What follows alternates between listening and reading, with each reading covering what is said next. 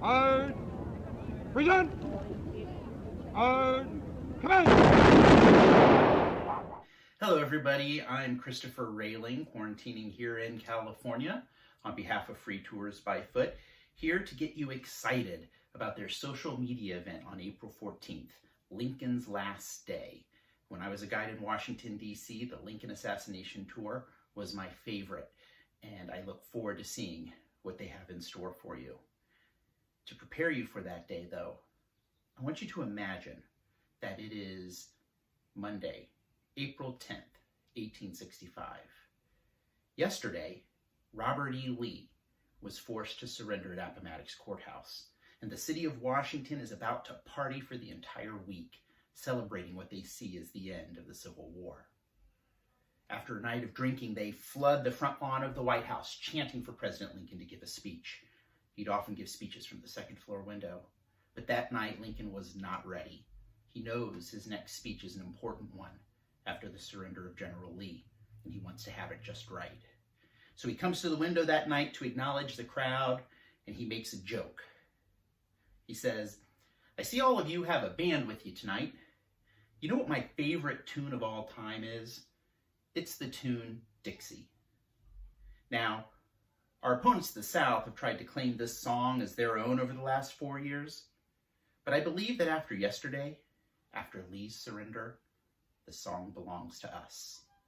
Earlier today, I asked the Attorney General his legal opinion on the issue, and he agrees with me that the song is ours. So I'd ask the band to please play Dixie.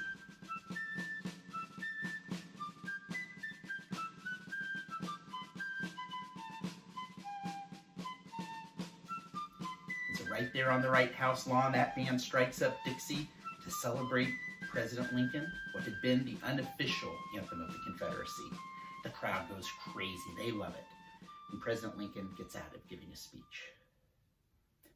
Humor was ever present for President Lincoln, but it was often a coping mechanism for the darkness and the deep sadness that he felt because of the tragedy that touched the life of him and his entire family. Obviously, 4 years of the Civil War, he felt the weight of 600,000 casualties right on his shoulders. But more personally and deeply, his family had suffered great losses. Before he had come to Washington, D.C., his son Eddie had taken ill and passed away.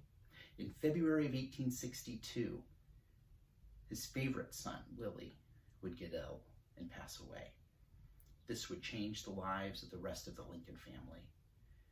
President Lincoln, it was said, would often sit in the tomb of Thomas Carroll looking at Willie's gravesite and crying for hours.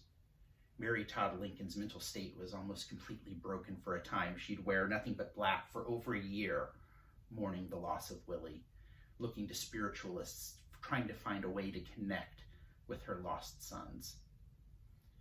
Robert Todd Lincoln, the oldest son, desperate to serve in the Union Army, would be turned away multiple times by his mom and by his father, not wanting to lose another son.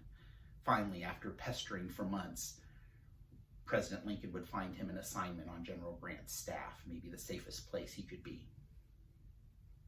Young Tad, always a troublemaker, was all the more spoiled and doted upon, not being allowed to leave his mother's side. In 1863, when Tad got ill, it would almost stop President Lincoln from going to the Gettysburg battlefield dedication ceremony, where he would give his famous Gettysburg Address.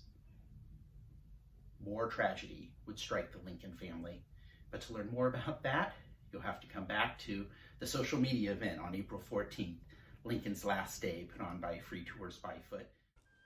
Stay with us using hashtag Lincoln's Last Day, FTBF, as we share more background information leading up to our special event commemorating Lincoln's Last Day on April 14th.